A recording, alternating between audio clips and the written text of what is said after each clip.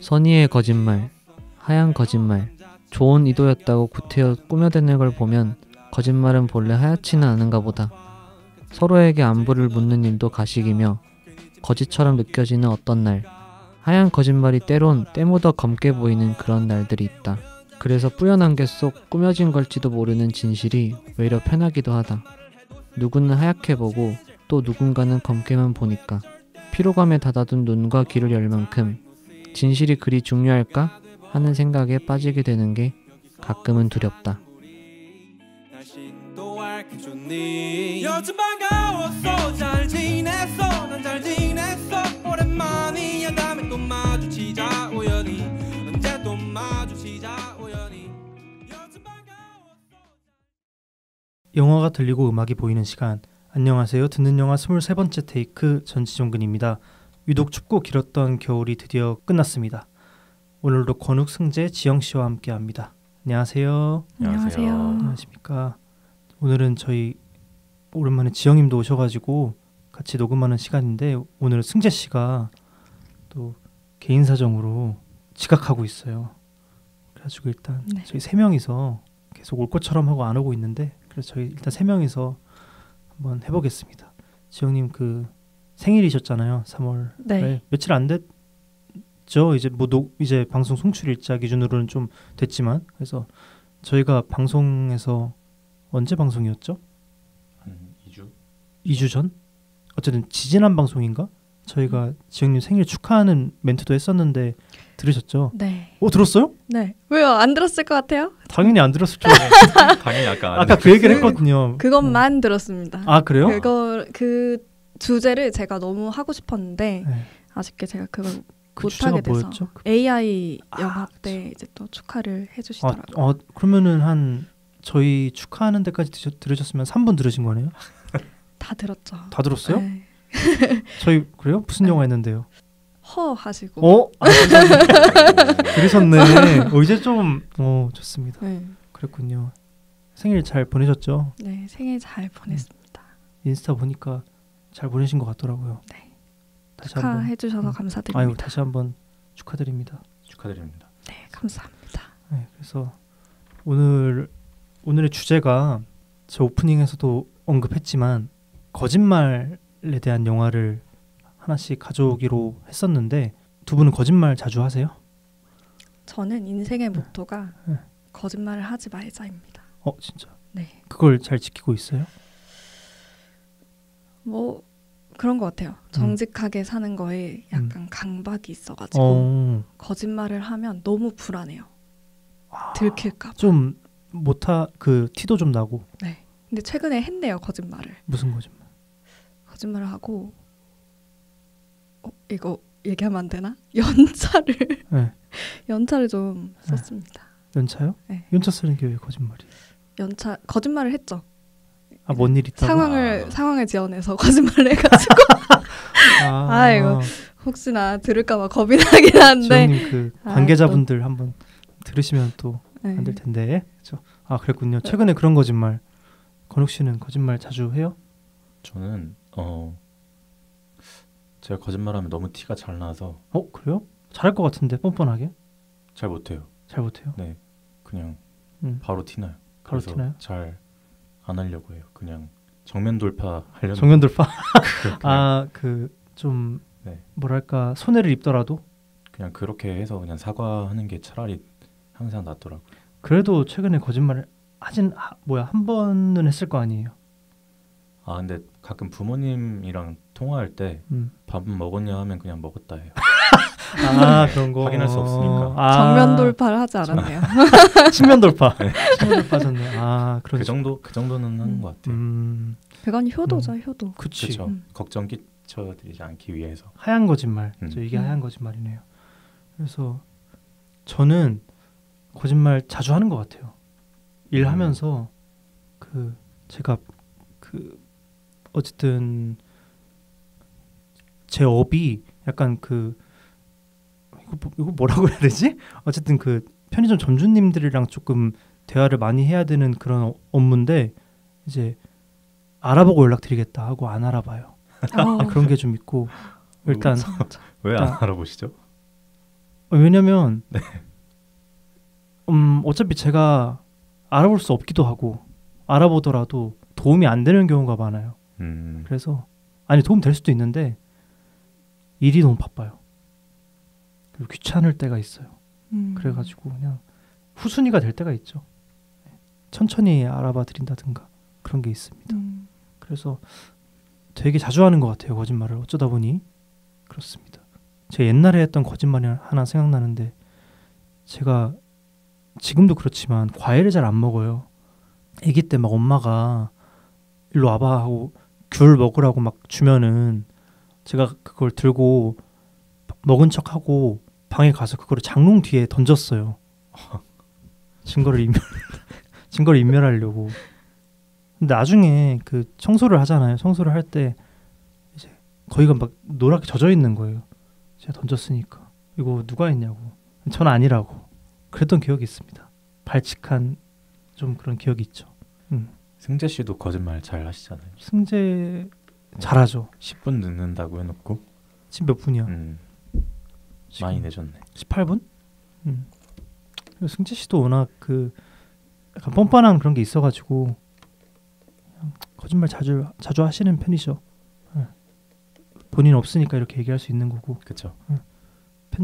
편집할 수도 있겠네요. 근데 본인이 그럴 수 있겠지만, 아무튼 그래서 오프닝에 이제 승재 씨가 늦게 오시기 때문에 다시 승재 씨가 하는 오프닝을 입혀서 다시 녹음을 할 건데 앞에 저희가 어떤 얘기를 했냐면 승재 씨가 어떤 얘기를 했냐면 하얀 거짓말에 대한 얘기를 할 거예요. 승재 씨가. 네. 이제 방송에는 예쁘게 입혀져서 나오겠지만 그래서 그 하얀 거짓말이 과연 옳을까? 어쨌든 아까 건우 씨가 한 그런 거짓말이죠. 그런 거짓말이 과연 옳을까? 어떻게 생각하세요? 그냥 아예 안 들키면 옳다고도 생각해요. 저는. 아예 안 들키면 옳다? 네, 그냥 아예 거짓말인지도 아무도 모르게 되면 괜찮아요. 알게 되면? 그럼 이제 문제가 되죠. 근데 저는 그래서 그러니까 그런 옳고 그름의 문제를 고민하는 것도 좀 싫어서 정면 돌파하는 거거든요. 사실. 정면 돌파 되게 좋아하시네요. 지영님은 하얀 거짓말 어떤 것 같아요? 하얀 거짓말은 때에 따라서 필요합니다. 필요하다고 필요하다. 생각해요. 사회생활을 할 때 있어서. 예를 들어 뭐가 있을까요? 연차 아닐까요? 연차? 뭐 연차도 그렇고. 그치. 네. 뭐 그냥 회식 자리에서 뭐 존경한다. 이런 말. 존경한다란 말도 하셨군요. 야, 지영이 역시. 뭐 되게 본받고 싶은 모습이 많다. 이런 거. 그렇게 말을 하는 이유는 들으신 분이 좋아하시니까. 그렇죠. 사실은 그닥 존경하고 싶진 않지만. 싫죠. 그냥 싫은데 별로 그 자리를 같이 하고 싶지 않은 게 있지만 그래도 지영이 거짓말 잘 하시는데 그런. 그러게요. 거짓말쟁이였네. 네. 승재 씨 지각대장 등장. 네. 이어폰 있어요? 네. 있어요. 승재 씨는 거짓말 자주 해요? 거짓말이야? 네. 안 한다고 생각하는데. 네. 오늘 하셨잖아요. 아니요, 오늘은 미리 늦는다고. 10분 안에 오신다고. 죄송합니다. 개인적인 사정으로. 네. 네. 아무튼 물도 좀 드시고. 네. 기다리시는 건 아니죠? 이미 시작하셨죠? 하고 있었어요. 네. 아무튼 그랬고 하얀 거짓말 저도 안 들키면 좀 필요하다. 아까 뭐 건우 씨가 말한 좀 밥 먹었다 뭐 이런 거 안 들키면 할 만한데 이건 솔직히 들켜도 될 것 같아. 근데 이 정도는 들켜도 되는데 이제 진짜 좀 예시가 뭐가 있을까요? 약간 이런 거? 그 친구들끼리 있는데 친구랑 단둘이 있어요. 그 친구가 너 그 친구들을 무슨 모임 했다는데 갔어 안 갔어 뭐 이런 거 물어볼 수 있잖아요. 근데 다 친한 친구들인데 내가 이 친구 안 갔으니까 나한테 물어보는 것 같은 느낌인 거지. 근데 이제 내가 나 갔다 하기 좀 민망할 때가 있더라고요. 저는. 그래서 그냥 나 연락 안 왔다 그냥 이렇게 얘기하기도 해요. 가끔 좀 이런 느낌? 그 자리에 있었는데 안 갔다고. 그럴 거예요. 때도 있어요. 그러니까 왠지 이 친구가 그런 거에 상처를 받는 타입이라는 걸 제가 알면은 조금 상황을 고려해서 그렇게 말하기도 하는 것 같아요. 좀 뭐랄까. 근데 이런 게 만약에 조금 바른 대로 밝혀지면은 조금 이제 민망해질 수 있는 그런 거겠죠. 그래서 하얀 거짓말 저는 때론 옳다고 생각합니다. 승재 씨는 어떠세요? 하얀 거짓말에 대해. 네. 저는 개인적으로 필요하다고 생각합니다. 필요해요? 네. 왜요? 저는 그런 상황이 굉장히 싫어요. 긁어부스럼 만들었다가 그러니까 진실대로 얘기했다가 긁어부스럼 또 생기는 거. 그러니까 어떻게 보면은 거짓말뿐만 아니라 상대방이 굳이 안 알아도 되는 그런 영역이 있을 거 아니에요. 근데 그것도 어떻게 보면 말하지 않는 것도 거짓말이라고 생각하거든요. 근데 그걸 말해가지고 그게 아니면 말하거나 그런 게 드러나가지고 상대방이 원하지 않았던 그런 추한 모습이라 해야 되나? 그런 것까지 드러나면은 뭔가 그런 상황이 좀 불편하지 않을까 하는 생각이 들었거든요. 제가 이따 하려던 말이랑 되게 비슷한 얘기를 하셨네요. 다 그런 생각이지 않을까요? 그쵸. 맞아요. 그래서 사실 방송일 기준으로 어제가 만우절이었습니다. 근데 진짜 예전이나 쓰는 말이지만 그 만우절 재방송이란 말 아세요? 들어보셨어요? 안 들어보셨어요? 네. 이거 막 만우절 지나고 거짓말하면 꼭 누가 그거 만우절 재방송이라고 막 그랬었거든요. 되게 아기 때 쓰던 그런 장난 같은 말인데, 그래서 지금도 만우절이 지났지만 좀 그런 거짓말 관련 영화를 한번 골라보기로 해서 한 편씩 가져와 봤는데 누가 먼저 하실까요? 승지 씨가 먼저 하신다고. 늦었으니까 먼저 하실까요? 제가 먼저 하나요? 네. 그럴까요? 준비됐어요? 저는 근데 그 주제가 거짓말이기보다는 그냥 만우절 하면 생각나는 영화를 가져왔습니다. 그래서 만우절 하면 생각나는 게 이제 그 장국영 배우가 생각이 났거든요. 이제 장국영 배우가 이제 4월 1일에 이제 만우절에 이제 세상을 떠났잖아요. 거짓말같이. 네. 그래서 어떻게 보면 그 장국영 배우가 홍콩 영화계에서 이제 많은 발자취를 남겼으니까, 그래서 이 장국영 배우의 유작을 저는 가져왔고요. 영화 이름은 이제 이도 공간입니다. 혹시 다들 보신 적 있으신가요? 안 봤습니다. 보고 싶긴 했어요. 물론 홍콩 영화고요. 공포 아니에요? 네, 맞습니다. 감독은 나지량 감독이라고 하는데 잘 모르겠고요. 그래서 아무튼 또 안 해도 될 말을 해서 상처를 주시네요. 아, 그렇네. 아까 말씀했던 하얀 거짓말인데 아무튼 그럼 이게 마지막 작품이에요? 사실 마지막 작품이라고 하기도 그런 게 영화를 찍고 영화 개봉을 정식적으로 안 했던 걸로 기억을 합니다. 아니구나. 했군요. 이거 막 그 파운드 푸티지로 이렇게 이어 붙여서 완성하고 뭐 이런 거 아니었어요? 네, 맞아요. 그러니까 필름이 유실이 됐어가지고 그래서 어렵게 개봉을 한 영화네요. 개봉은 했었는데 그 이후로 필름이 유실돼서 한동안 약간 로스트 필름처럼 돼 있다가 이제 최근에 다시 또 개봉을 했던 걸로 기억을 하고 있고요. 장국영 배우의 그래서 유작으로도 평가를 받고 이거를 찍고 얼마 안 있어서 돌아가신 걸로 기억을 하고 있습니다. 영화 스토리 자체는 엄청 뭐 이렇게 막 복잡하진 않고 약간 그 반전 영화 뭐였지? 그 식스센스랑 비슷한 영화고요. 네.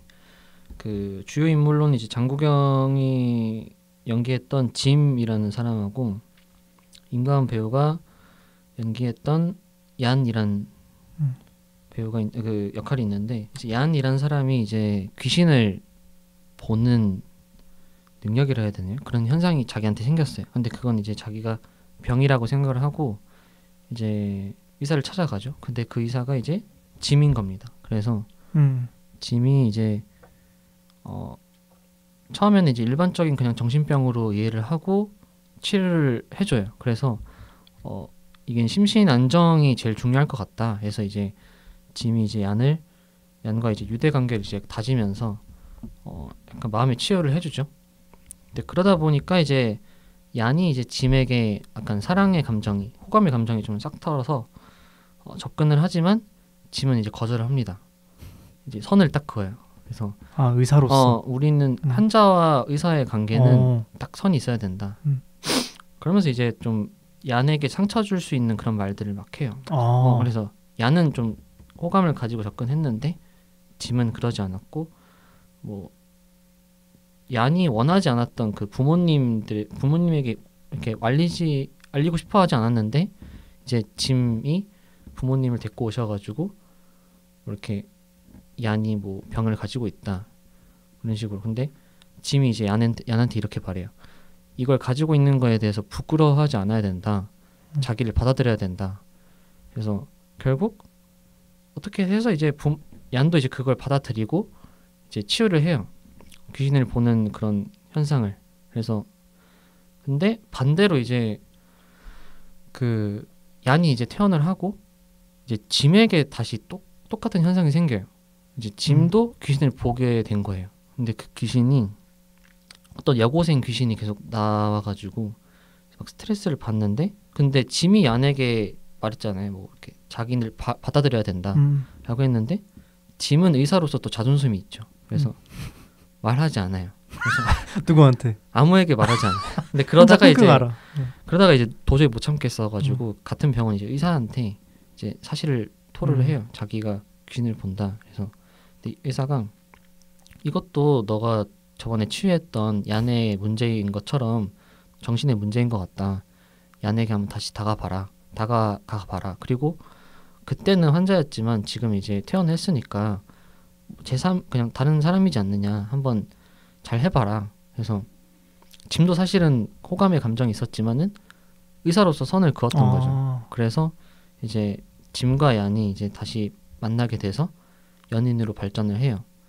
근데 그래도 병은 없어지지 않더라고요. 그래서 막 짐이 혼자서 막 중얼거리고 뭐 이렇게 주위에 사람이 이렇게 다가가서 막 터치를 해도 모르고, 그리고 뭐 이상한 현상도 막 겪어요. 막 같이 데이트를 하고 있는데 밖에서 어떤 남자 여자 이제 중년의 남자 여자가 들어와서 막 장구경 막 때리면서 너 때문에 막 뭐 누가 죽었어 이러면서 막 이런 식으로 하는 거예요. 그래서 근데 그 사람도 실제 사람? 예, 그러니까 짐을. 근데 짐은 그 사실을 아예 몰라요. 그래서 왜 나한테 이런 일이 일어나고 내가 왜 귀신을 보는 거지 이러면서 자기도 이제 정신적으로 피폐해져요. 근데 어느 날 이제 그러다 보니까 옛날에 자기 과거 저편에 있었던 그런 기억을 끄집어내요.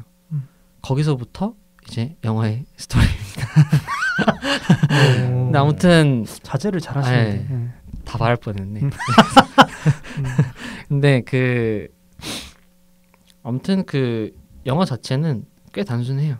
그리고 영화 장구경이 나오고 홍콩 영화라고 해가지고 저는 호러 영화가 그렇게 무섭지 않을 줄 알았는데 꽤 공포감이 있었던 것 같아요. 막 그런 점프 스퀘어 같은 그런 느낌도 주고, 그리고 귀신 디자인 자체가 약간 태국 영화에 나오는 그 셔터에 나오는 그런 귀신들처럼 꽤 무섭게 나와요. 그래서 재밌게 봤습니다. 15세예요?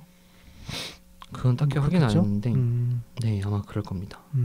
12세네요. 12세? 제목 뜻이 뭐예요? 이도 공간. 영화만 봐서 잘 모르겠지만 다른 공간? 그거에 대한 설명은 딱히 없네요. 다른 공간인 것 같아요. 영어 제목은 이너센스라고 하네요. 이너센스? 네. 그럼 좀 다른데? 이너센스? 내부적인 감각? 그런 것 같습니다. 이도 공간의 뜻풀이는 나오지 않았던 것 같아요. 환영과 같은 공간의 경험이라고 하네요. 장구경 필모그래피 중에서 하나뿐인 공포 영화래요. 스스로 폐쇄된 공간에 들어가 세상과 멀어진다. 라는 뜻? 네. 근데 영화 중에서도 이제 그 장국영이 이제 귀신을 보면서 다른 사람들이 인지하지 못하고 혼자만의 세계에 막 빠지거든요. 그래서 막 알람 시계로 막 깨워주고 막 그러거든요. 누가? 다른 사람들이 이제 얀이라든지 의사라든지. 그래서 그런 면에서도 뭐 이도 공간의 제목과도 일치하는 것 같아요. 네. 그래서 그 결국 짐이 치유가 되는지 안 되는지는 영화를 보면 되는 건가요? 맞습니다. 반전이 있어요? 반전이요? 아 반전이 있긴 합니다. 근데 네. 조금 뻔해요. 네. 나 근데 좀 알 것 같아. 알 것 같은데 말 못 하겠어. 알 것 같은데 말 못 하겠어요. 한번 살짝 얘기해봐도 돼요? 그럼 제가 맞다고 해야 되나요? 그냥 추측을 하고 얀이 말해도 될 것 같아. 말해도 될 것 같아. 말해도 될 것 같아. 아닌가 봐. 얀이 귀신이었던 거야. 아. 말 안 할래요? 말 안 식스센스 할래요? 느낌으로. 말 안 할래요? 아 근데 그건 조금 많이 뻔한 것 같습니다. 아 이게 더 뻔해요? 사실은 얀이 의사였다. 얀이 의사야? 이거 맞지? 아닙니다. 이거는 뭐? 아닙니다. 일단 이런 건 아닌가 봐요. 약간 아키네이터 된 기분이. 아키네이터 이렇게 스무고개 하는 느낌. 아 그렇군요. 네. 한번 근데 그러니까 그 장국영 배우의 많은 영화들 중에서 이 작품을 고른 이유는 유작이기 때문에. 네 맞습니다.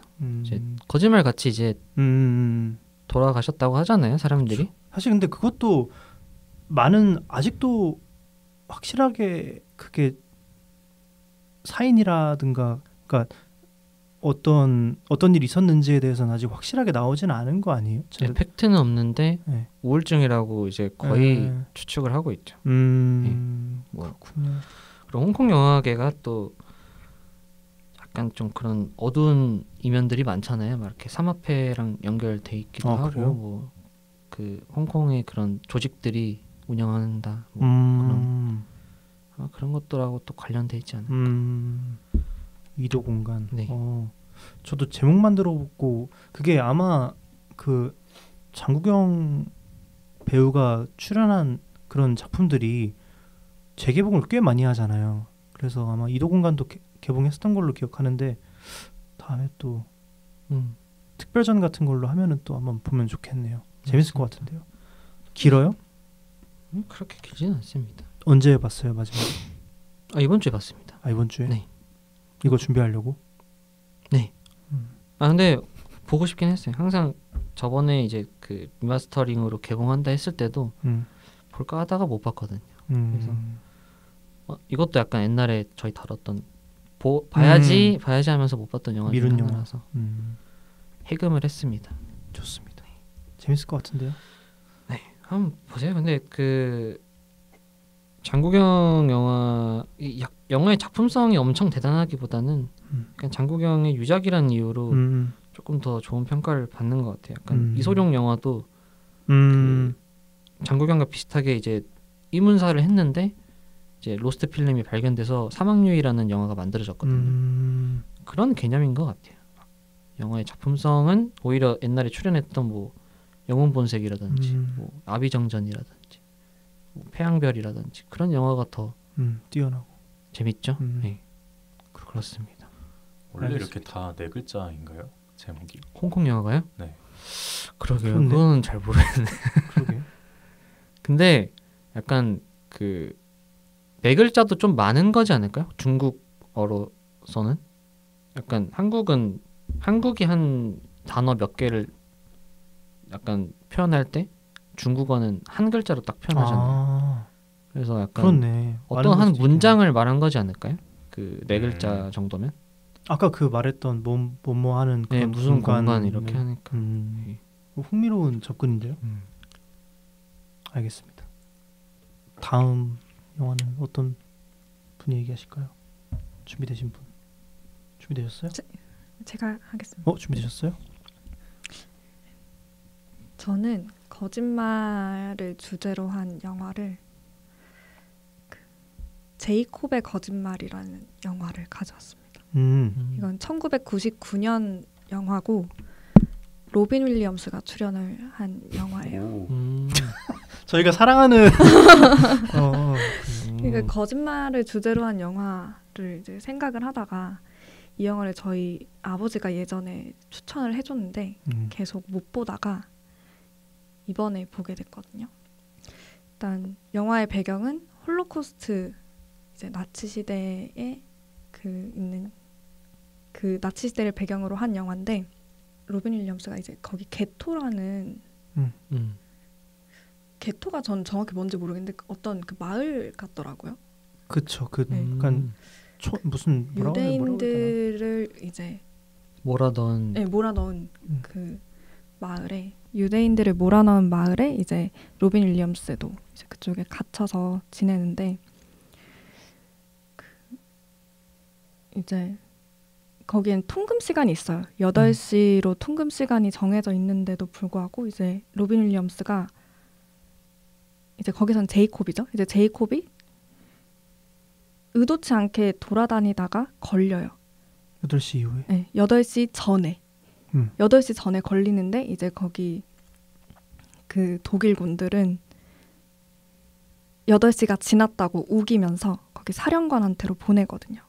그래서 이제 사령관이 있는 그 사무실 같은 곳으로 가는데 우연히 거기서 라디오를 들어요. 원래 유대인들한테 라디오를 들려줄 수 없는, 그 전쟁 기간이기 때문에 이 전쟁의 소식을 들을 수 없도록 그 라디오를 그 다 압수하고 뭐 총기나 이런 것도 다 압수하고 그랬는데, 그 사령관의 사무실에서 그 라디오를 우연히 듣게 됩니다. 그러면서 이 이 러시아 군에게 이 독일이 밀리고 있다라는 희망적인 소식을 듣게 돼요. 라디오로. 그래서 그 라디오를 듣고 이거를 알려야겠다. 자기의 유대인들에게 알려야겠다라고 좀 희망을 가지고 한 사람에게 이야기를 하는데, 그게 사실 라디오를 들었다는 사실이 알려지면 독일 군들한테 총살을 당할 게 분명했거든요. 그래서 이거를 소문내지 말라고 이야기를 합니다. 하지만 다 소문이 퍼지고 가장 그 좀 거기에 캐릭터 중에 한 캐릭터가 이름이 정확하게 기억이 안 나는데 좀 이렇게 거친 캐릭터였어요. 그러니까 뭐든 다 직설적으로 좀 풀려고 하고, 근데 그 라디오가 그 라디오에서 들었다라고 한 거를 그 제이콥이 집에 라디오를 가지고 있다라고 이제 소문이 퍼지면서 사람들이 뭔가 그 소식에 희망을 품게 되는 거예요. 이제 전쟁이 곧 끝날 거다라는 희망을 품게 되고, 그 라디오에서 무슨 소식을 들었는지 계속 물어봐요. 그러면서 제이콥이 거짓말을 좀 합니다. 없는데, 라디오도 없고 사실 뭐 들은 얘기도 그렇게, 라디오에서 들은 얘기도 그렇게 크지 않았어서, 그렇게 많이 들은 건 아니었어서 할 수 있는 얘기는 별로 없었는데 자기가 다 꾸며내서 막 이야기를 해요. 그러면서 그 라디오가 있다는 이 유대인들 사이에서도 제이콥이 라디오를 가지고 있다는 사실에 두려워하는 유대인이 있고, 또 그거를 희망으로 뭔가 저항군을 이렇게 좀 만들려고 하는 세력이 있거든요. 그래서 그 세력들끼리도 약간의 갈등이 있으면서 제이콥이 이 거짓말을 한 거에 대해서 좀 이제 고뇌하게 되는 그런 내용이었습니다. 어떻게 되는지는 직접 보시면. 네. 근데 영화가 뭔가 그 홀로코스트를 배경으로 하고 있어서 되게 어둡게 그려질 것 같은데, 음악도 좀 가볍고 귀여운 음악들이 사용이 돼가지고 생각보다 그렇게 막 무겁게 다가온 영화는 아니었던 것 같아요. 홀로코스트를 배경으로 하고 있지만 좀 재밌게 본 것 같아요. 왜 근데 밝은 음악을 썼을까요? 그 약간 그 인생은 아름다워 같은 그런 느낌인 건지. 맞아요. 그런 조금 비슷해요. 그 인생은 아름다워 도 사실 아버지가 아들을 속이잖아요. 그렇네 그것도. 네. 그래서 약간 그쵸. 그런 느낌인 것 같아요. 그런 희망을 좀 심어주고자 했던 그 제이콥의 이야기인데 희망을 심어주면서도 이렇게 희망을 심어주는 게 맞나 하고 고뇌를도 좀 하고 선동인 셈이기도 하네요. 사실은 어떻게 따지면은. 선동은 아닙니다. 선동은 선동은 아니에요? 아니고 그냥 이제 어쨌든 라디오에서 이제 자기가 흘려들은 이야기를 전달을 했을 뿐인데 그게 희망이 되다 보니까 좀 뭔가, 과장하기도 네, 하고. 어떻게 보면은 저희 앞에서 얘기했던 하얀 거짓말처럼 음. 좀 이야기가 흘러간 그런 내용입니다. 1999년도 영화면은 이거 최근에 보셨어요? 이거 준비하는 것 때문에. 네, 음, 최근에 봤습니다. 거짓말이 오히려 위기가 되기도 했네요.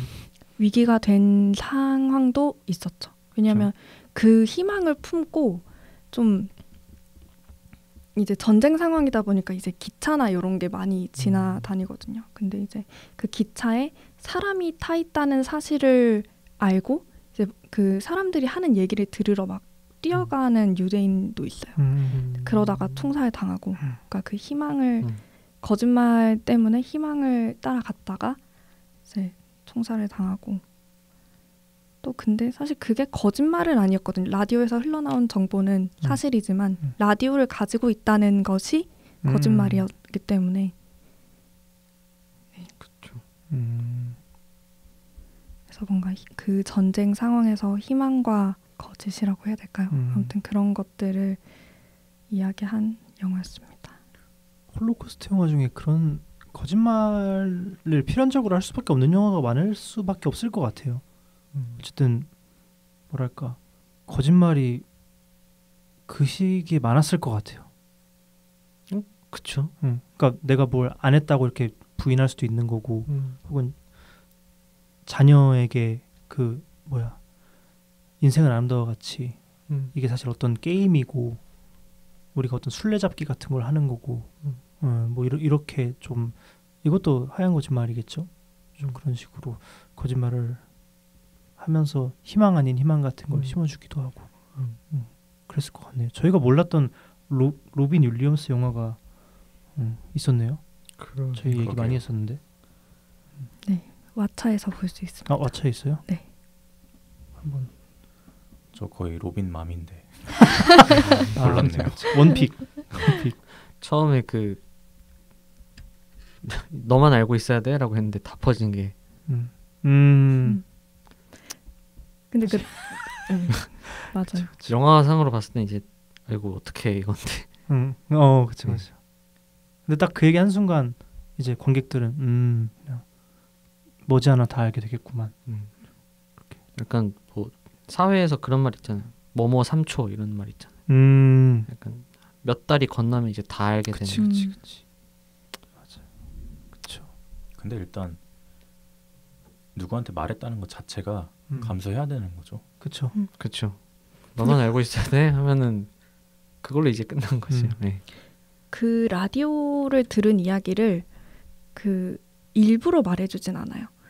그 전하게 된 계기가 그 유대인이 뭔가 좀 다 절망적이잖아요. 절망적인 그 전쟁 상황에서 약간 좀 자살하는 유대인도 많고 또 되게 많이 저항을 하니까 그러니까 그러면서 위험한 상황에 자꾸 처하니까 이제 전쟁이 끝날 수도 있다. 약간 이런 이야기를 전하다가 이제 좀 그 희망도 주고 약간 진정시키기도 하고 뭐 그런 진정시키려고 했던 얘기죠, 사실은. 근데 그게 그 이야기를 그 제이콥의 이야기를 엄청 믿어버려요. 그래서 라디오가 없다고 이야기를 해도 있는데 거짓말을 하는 거다라고 본인 스스로 믿고 그걸 이제 다른 사람들한테도 이야기를 하는 그런. 그럼 그 거짓말을 듣고 그 난폭 그 좀 거칠던 그분은 이제 조금 자제하나요? 영웅이 되려고 하죠. 이제 그 희망을 갖고 이제 전쟁이 거의 끝나겠구나 하고 이제 그 사람 주변에 이제 사람들이 모이면서 좀 저항군도 만들어지고 좀 아, 그렇게 그분이 그 우두머리가 되는군요. 네. 재밌을 것 같은데요, 이것도. 근데 뭐 그런 상황에는 그 믿을 수밖에 없죠. 자기 맞아, 목숨과도 연계된 건데. 맞아요. 믿고 싶겠죠. 그치.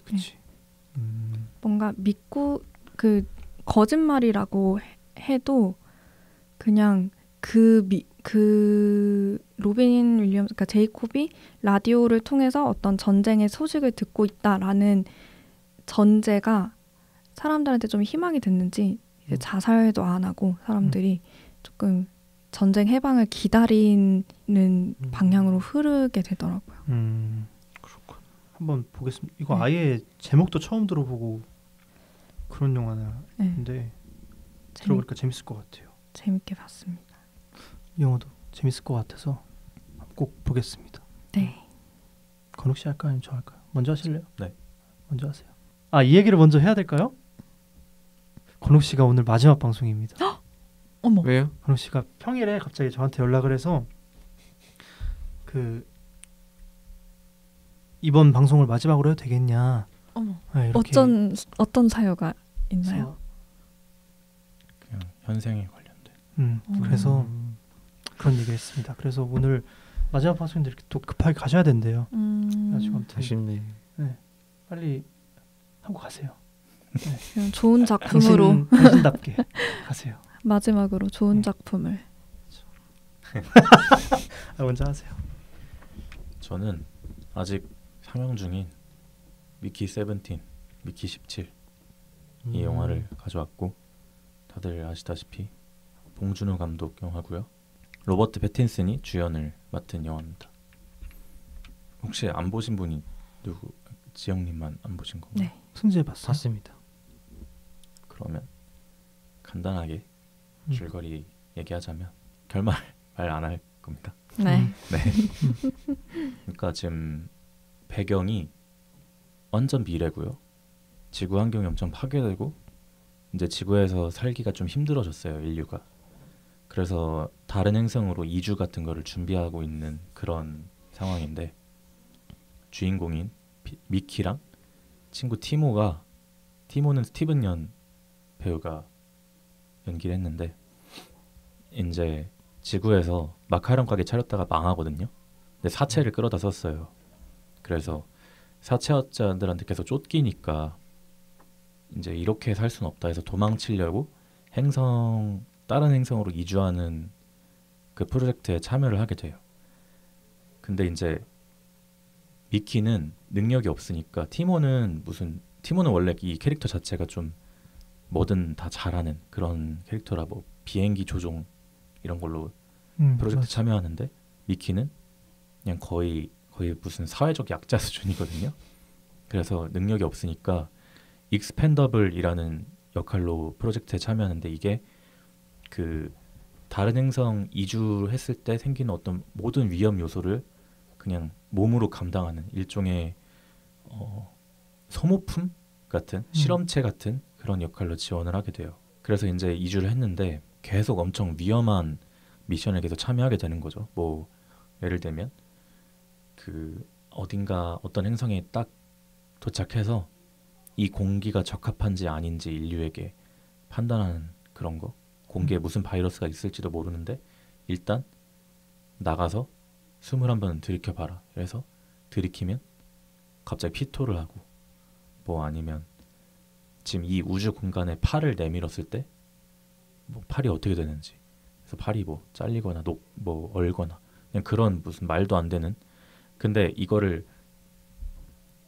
지금 우린 이런 실험을 할 거야. 그러니까 나가서 어떻게 해야 하는지 봐줘. 이게 아니고 꼭 거짓말을 해요. 뭐 예를 들면 우주 공간에서 뭐 어떻게 하면 몸이 어는지 이런 거는 밖에 뭐 좀 고쳐줘 이렇게 해서 내보냈다가 이제 나갔으니까 옷 벗어 이렇게 하고 막 뭐 예를 들면 나가는 것 그 공기 들이마셔서 어떤지 보는 것도 밀폐된 공간 안에 일단 집어넣고 이제 바이러스 집어넣을 거니까 그냥 있는 그대로 다 들이마셔 이렇게 해버리고 그냥 진짜 소모품처럼 쓰는 거죠.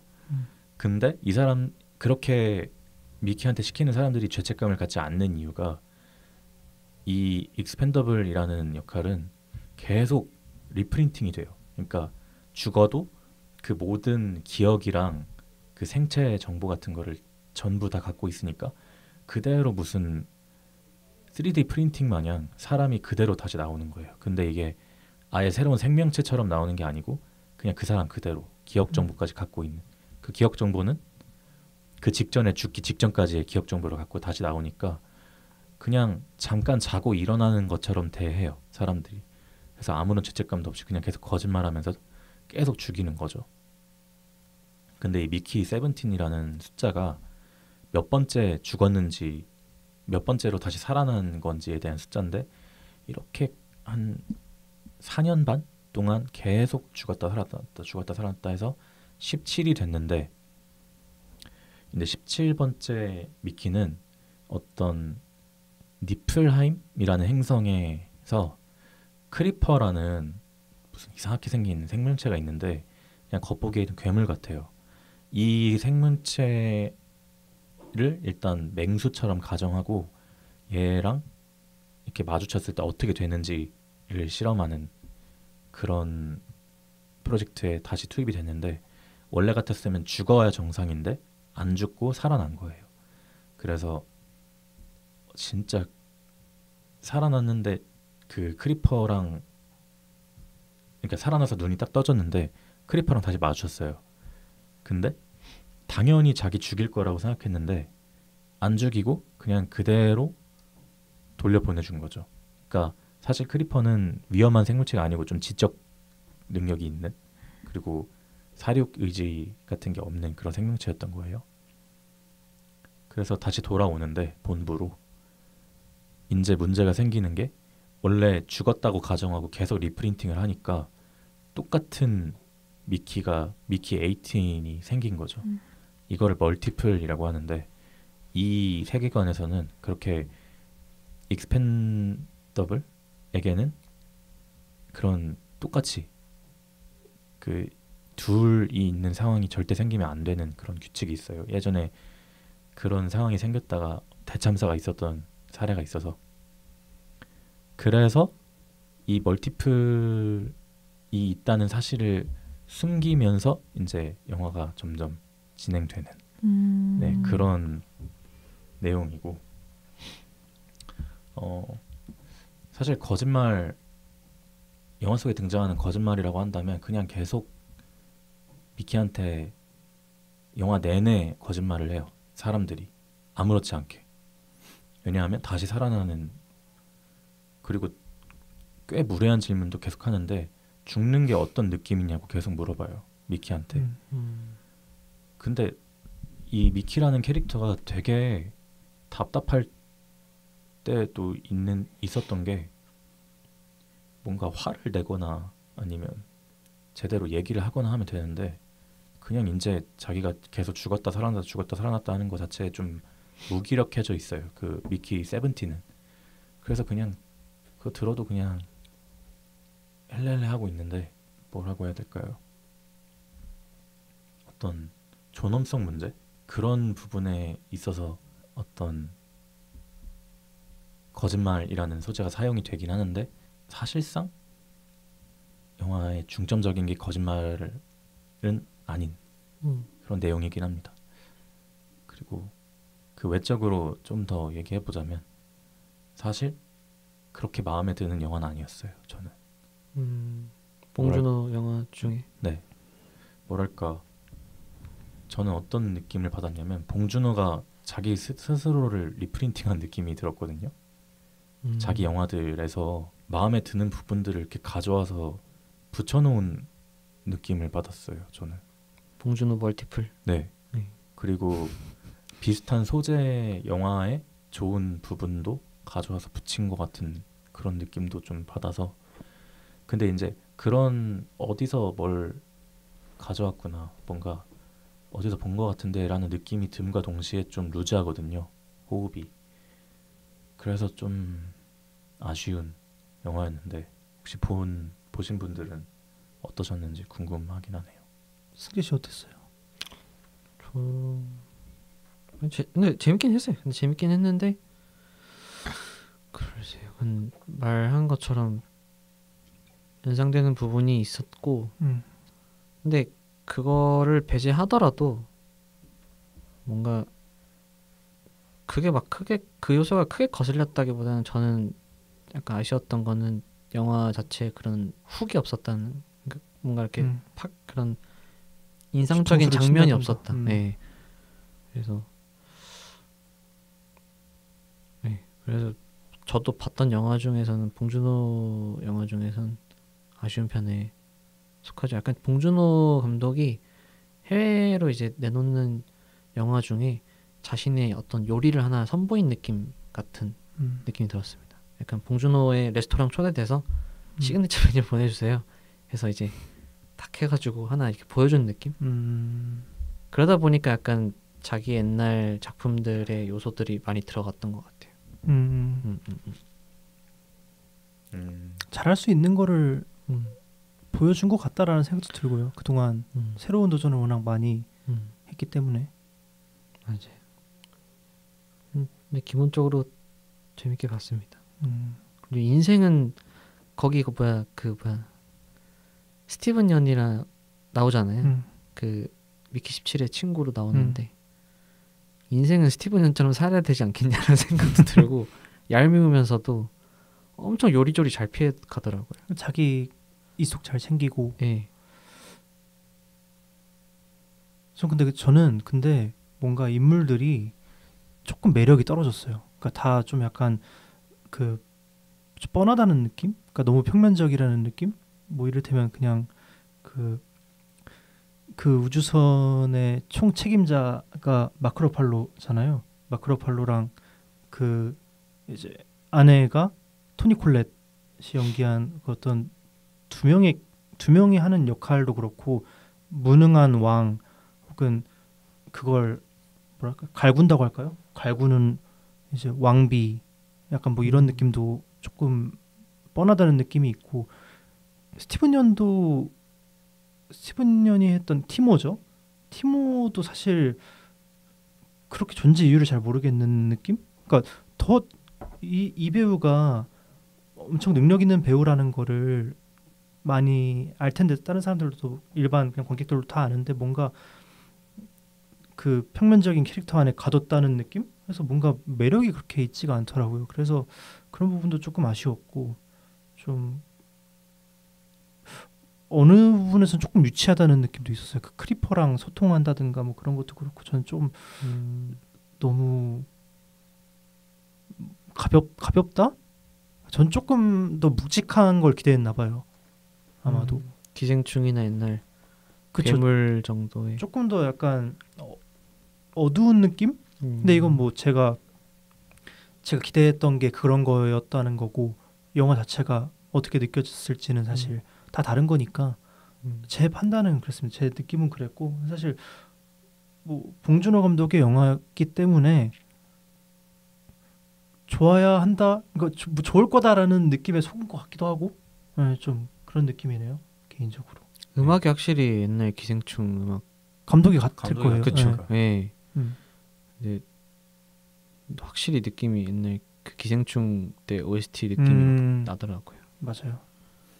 근데 크레딧 올라가는 거 봤는데 그 완전 정확히 본 거라고는 할 수는 없지만 포스트 빼고 다 외국 팀이더라고요. 그래서 이번에는 진짜 뭔가 아까 승재 씨 말한 것처럼 그 국제 무대 타겟으로 자기 시그니처를 보여주려고 하는 그런 거 그런 느낌이 약간 안성재에 비유하자면 뭐 도토리 그 뭐야 인걸볼에 태우는 거예요. 딱 그런 거죠. 네. 아 그렇기 때문에 뭔가 저희는 많이 먹어본 메뉴? 그러니까 저희는 많이 먹어봤는데 이제 세계적인 입맛에는 또 새로울 수 있을 것도 같다는 느낌도 드네요. 그렇죠. 그분들한테는 이제 살인의 추억, 기생충 뭐 안 본 눈인 거지, 안 본 눈. 예. 아 좋겠다.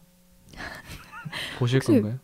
보긴 볼 것 같은데 외국에서의 평가는 어때요? 그러면 외국에서의 평가요? 모르겠어요. 모르겠네요. 어떨까? 그러니까 다 대체로 좋다고 했던 것 같은 음. 기억은 있는데 박평식 평론가였나? 뭐라 이름이? 했어요? 뭐라 그 사람 좋다고 했어요. 그래요? 네. 그럼 일단 합격. 아 그래요? 음. 꽤 그 아니, 그분이- 휘둘리지 않고 딱 자기 주대밖에 하나요? 그분은 좀 그분이 좀 날카롭게 날카롭죠. 아 그렇죠. 뭐 나가라 이런 거 하신 분 아니에요? 네. 나가라. 일단 그런 미킬칠에 대한 그런 평가를 내리셨군요. 저도 그러면 제가 가져온 영화 마지막으로 한번 얘기해 보겠습니다. 네. 좀 길긴 한데 빠르게 해볼게요. 네. 제가 가져온 영화는 샬롯 램플링 주연의 45년 후입니다. 어떤 영화를 고를지 고민하다가 좀 운전하다가 앞에 차 번호판 보다가 생각이 났어요. 이 영화를 해야겠다라는 생각이. 그래서 이 영화의 각본가이자 원작 단편 소설을 만든 데이비드 콘스탄틴의 In Another Country를 영화한 작품이라고 합니다. 그래서 이 작품은 나무 위키가 없어요. 그래서 왓챠에 적힌 줄거리를 읽어보자면 로맨틱한 45주년 결혼기념 파티 준비에 여념이 없던 케이트 머서와 제프 머서 부부. 어느 날 남편 제프에게 첫사랑의 시신이 스위스 알프스에서 발견되었다는 소식이 담긴 편지가 도착한다. 편지를 받은 이후 아내 케이트는 첫사랑의 생각에 잠겨있는 남편의 모습을 보고 점점 불안해지기 시작한다. 네, 이런 내용입니다. 내용만 읽어도 숨이 턱 막히는 좀 그런 영화인데, 부연을 하자면 이제 50년 전 남편 제프는 당시에 애인이랑 알프스산을 오르다가 그 애인이 실족사를 해요. 그래서 시신도 찾지 못했고요. 근데 그 후에 50년 만에 알프스 빙하가 녹아서 그 안에 있던 시신이 발견되는 겁니다. 그래서 당시 현장에 있던 제프가 아마 신고를 했을 거고 50년 전에. 그래서 50년 만에 연락이 온 거예요. 사실 줄거리 언급할 때 제가 뭐 생각에 잠겨있는 남편의 모습을 보고 점점 불안해지기 시작한다라고 적혀있지만 사실 그 정도가 아닙니다.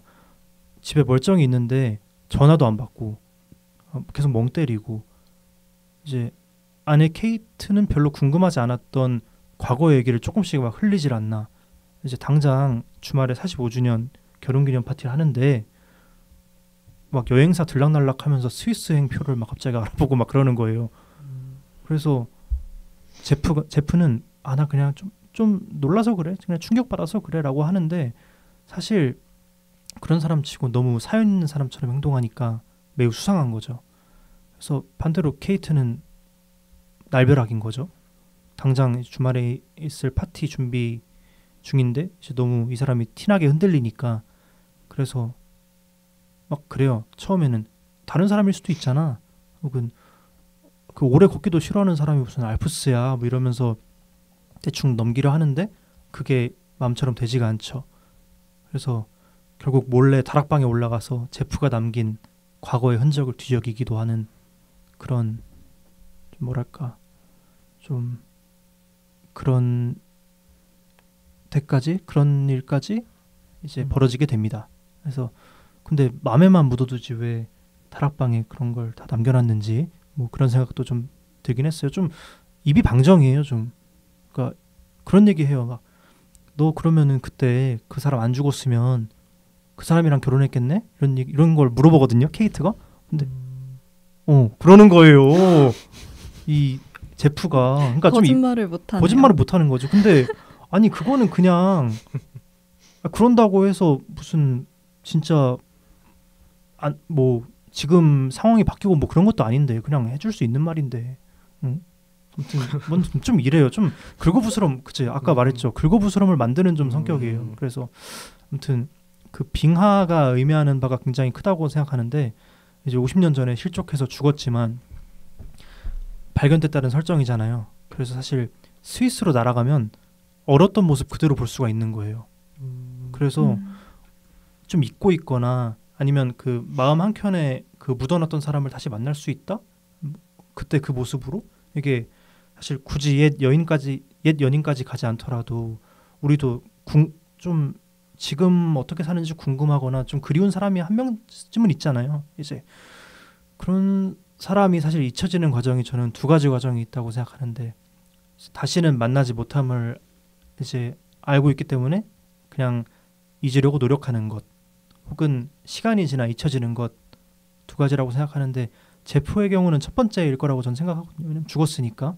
그래서 이제 제프의 마음 깊은 곳에 좀 묻혀있던 그런 첫사랑의 기억이 이제 그런 빙하가 녹아서 점점 조금씩 드러나서 이제 세상에 다시 나온 게 사실 그런 의미에서 빙하가 시사하는 바가 저는 굉장히 재밌다. 좀 약간 좀 영리한 선택이었다. 좀 그런 생각이 들었습니다.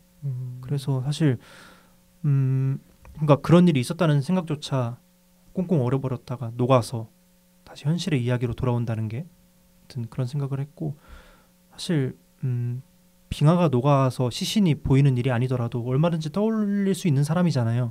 근데 이제 이 일이 신경이 쓰이지 않을 수가 없는 계기가 생겨버린 거죠. 이 사건으로 인해. 그렇습니다. 국내 제목으로는 45년 후인데 원제는 45 years. 45 years. years. 45년. 그래서 둘이 보낸 45년의 세월이 그들이 이제 앞으로 보낼 세월과 같을 수 있을까? 좀 그런 생각을 해봤습니다. 이제 케이트가 이에 대해서 확신을 잘 못해요. 신뢰에 좀 금이 가버린 거죠. 어쨌든 그 케이트를 연기하는 샬롯 램플링의 연기가 정말 뛰어납니다. 내가 어떤 연기를 해야 돼 하고 한다는 느낌이 안 들고 그 상황을 온몸으로 받아들여서 사지가 다 연기하는 느낌이 들어요. 그러니까 표정의 변화에서도 이 인물이 겪는 어떤 고뇌나 좀 그런 불안감 같은 게 온전히 드러나고 그런 연기가 매우 섬세하다 이렇게 느꼈고 연출에 있어서도 매우 뛰어났는데 어쨌든 케이트 머서의 시선에 의지해서 영화를 보게 되는데 케이트랑 관객 모두가 궁금해하는 어떤 지점이 있어요. 영화를 보다 보면은 그 부분들이 얼핏 드러나야 어떤 장치를 통해서 드러나는데 그 부분에 대해서도 굉장히 설계가 잘 되었다는 느낌을 받았습니다. 서스펜스가 느껴지기도 했고 그래서 결과적으로 45주년 결혼 기념 파티를 합니다. 네, 하는데 그때 트는 음악이 굉장히 좀 의미심장해요. 터틀즈의 해피투게더 그리고 플래터스의 스모크 게츠 인 유어 아이스라는 이 두 곡을 트는데 이게 처음 45년 전에 결혼할 때 처음으로 틀었던 노래예요. 이걸 다시 트는데 이 곡이 뭐 난 사랑에 눈이 멀었어. 함께해서 너무 행복해. 당신 아닌 삶을 생각할 수가 없어. 이런 되게 절절한 가사거든요. 그래서 그런 노랫말과 현 상황 사이에 간극에서 오는 미묘한 감정 그런 거를 보는 재미도 굉장히 좋습니다. 그래서 마지막까지 보면 막 소름 돋게 보실 수 있을 것 같은 그런 영화예요. 그래서 사실 아까 승재 씨가 말을 안 하는 것도 거짓말이다 라는 얘기도 하셨는데 이 영화를 보면은 그래 말을 안 하는 게 거짓말일까? 라는 부분에 대해서 좀 생각하게 되는 것 같아요. 실제로 거짓말을 한 부분도 있는데 말을 안 한 부분이 굉장히 많거든요. 영화를 보게 되면은 그냥 어쨌든 난 이 삶을 살고 있고 이전의 삶은 더 이상 흔적조차 없이 사라진 삶이 되어버렸으니까 그래서 그냥 굳이 말 안 하는 그런 부분도 있긴 한데 그래서 말 안 하는 것도 거짓말이 될 수도 있겠구나 혹은 뭐 그렇게 생각할 수도 있을 것 같아요. 이 영화를 보시면은. 그래서 그런 영화입니다. 그래서 1시간 한 30분 정도 되는데 잔잔해요. 되게 잔잔하고 크게 막 요동치는 그런 부분도 없는데 보다 보면은 막 좀 소름 돋고 뒤통수가 얼얼하고 좀 그런 영화로 보실 수 있을 것 같습니다. 재밌습니다. 보시고 좀 생각이 바뀌었나요? 그런 하얀 거짓말에 대한. 하얀 거짓말 할 거면 흔적을 없애야 되지 않을까요? 일단 옛날 사진 같은 걸 왜 옛날 사진, 옛날 일기장 같은 거를 다 이렇게 모아두고 그리고 막 그러거든요. 비 올 때 비바람이 부는 어떤 밤에 몰래 다락방 가서 그것도 읽어봐요. 근데 그거를 케이트가 모르게 하면 되는데 케이트가 또 알아요. 그게 문제였다. 그러니까. 맞네. 위에서 그게 뭐해 하면 나 그냥 있어 그냥 그러고 너무도 수상하게 그 밤에 갑자기 올라가가지고 이게 뭐 하는 거야. 아니 근데 중년의 부부인데 아직도 그 뜨거운 사랑을 그렇죠, 맞아요. 그래서 처음에는 케이트가 그래요. 내가 뭐 이런 걸로 질투할 것도 아니고 이렇게 하는데 이 사람이 점점 그 과거에 막 스며드는 거예요. 막 그 사람이 이렇게 막 추억에 막 이렇게 막 슬슬 막 저려오니까 좀 기분이 그렇잖아요. 아무튼 그래서 보시면 재밌을 것 같습니다. 아주 좋은 영화입니다. 더헌츠를 가져오실 줄 알았어요 저는. 더헌트요? 네. 아, 그것도 그쵸, 거짓말. 그것도 거짓말이죠. 저번에 어나더 라운드를 한번 가져오셔가지고. 그렇죠. 네. 그래서 한 번 더 꼬았습니다. 아 변주를 준 거예요? 꼬고 해가지고 이 영화를 골랐습니다. 아무도 안 하실 것 같아서. 아무튼 그래서 그렇게 골라왔고 이제 거짓말에 대한 영화 4편 이렇게 얘기해봤는데 거짓말 하실 거면 안 걸리게 잘 하시고 안 하시는 게 좋겠죠. 웬만하면. 그쵸. 성숙하게 사시죠. 다. 이게 그런 성숙하게. 게 있잖아요. 거짓말을 숨기려면 또 다른 거짓말을 해야 되고 막 그런 말이 있잖아요. 그래서 가능하면은 좀 솔직하고 정면 돌파, 건욱 씨가 말한 정면 돌파 하시는 삶을 사시길 바랍니다. 정면 돌파. 아시겠어요? 네. 네, 그렇습니다. 아무튼 건욱 씨 마지막 소감 한마디 하시죠. 재밌었습니다. 또 생각 바뀌면 돌아오시겠죠. 그렇죠. 음. 다음번에 바로 오실 수도 있고 그런 거 아니겠어요? 나중에 그 가랑이 밑으로 들어가겠습니다. 제발 가랑이 밑으로 들어가세요. 아무튼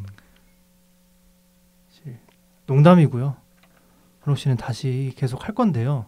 그러니까 아니 이 사람이 이번 주였죠. 갑자기 나 혹시 이번 주 방송만 참여하는 건 좀 힘들까? 이런 식으로 저한테 연락을 한 거예요. 그래서 제가 엥? 아예 마지막 했더니 회식 불참을 얘기한 거라고. 그러니까 보세요. 그 몰카인 거예요 지금? 네. 에? 그러니까 아니에요. 사실 그러니까 이런 식으로 보내면은 사람이 오해를 할 수밖에 없잖아요. 갑자기 이걸 받으니까 하늘이 노래지더라고요. 승희 씨 놀랐죠? 전 진짜 안 오시는 줄 알고. 승희 씨 어땠어요? 근데 항상 투덜투덜 되니까 그럴 수 있겠다. 그럴 수 있겠다. 투덜투덜 내니까. 아무튼 그래서 이번에만 거짓말 데이네요. 그렇죠. 저희 앞선 방송도 만우절. 근데 제가 또 만우절 건욱 재방송. 씨를 학생 때부터 봤잖아요. 네. 거짓말에 꽤 능통합니다. 그래요? 그 능글맞은 게 있잖아요. 무슨 소리예요? 저는 진짜 놀랐어요. 이분이 갑자기 그런 식으로 올라와가지고 진짜 놀랐었는데. 근데 그 강조하는 단어가 다른 거죠. 저는 혹시 이번 주 방송만 참여할 수 있을까? 그렇죠. 근데 이거였는데. 저는 이번 주 방송만 갑자기 하차를? 그래서 근데 그때 제가 또 이렇게 말합니다. 그럼 이거 일단 얘기하지 말자. 얘기하지 말고 콘텐츠 각도 뽑으신 거예요? 방송에 한번 거짓말 해보자. 그래서 와, 진짜 박미세 다 됐죠 저희가. 천재다 천재. 근데 난 너만 속이려고 했는데요. 근데 지영 씨도 많이. 이거를 전 방송에 넣었어야 되는데. 사실 그런데 로빈 윌리엄스랑 크리스 콜럼버스 홍보 더 하셔야죠. 그렇죠. 당연하죠. 그렇죠. 아무튼 그렇습니다. 그런 일이 있었고 저만 속을 수 없어가지고 네. 간단하게. 혼자 속아놓고 왜? 뭐예요? 근데 다 속았어요. 다 그랬습니다. 그랬고 그렇습니다. 근데 6시에 가야 되는 건 맞잖아요. 네, 그건 맞아요. 회식만. 진짜 이 사람은 진짜. 근데 사실 뭐 어쩔 수 없는 거예요. 어쩔 수 없는 사정이 있더라고요. 그 사정이 뭐죠? 여자친구 생일이어서. 축하할 일이에요. 아무튼 여자친구분 생일 축하드립니다. 축하드립니다. 네. 이제 2주 뒤에 또 다른 방송으로 찾아오겠습니다. 감사합니다. 가시죠. 안녕.